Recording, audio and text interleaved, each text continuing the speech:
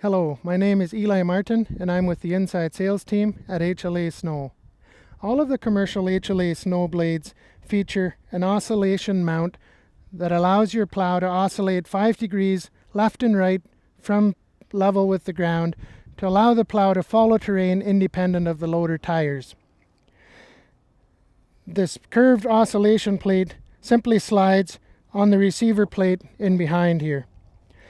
And this is also a really easy way to switch mounts if you were to upgrade your loader and wanted to keep your plow, or if you wanted to upgrade your plow and retain your same loader mount.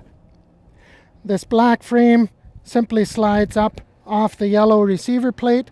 You can take the frame away, bring in a new frame, slide it down over the yellow receiver. There is one pin down in the center of that frame that locks it into place, and you can simply switch your mounts that way by separating the oscillation slip joint.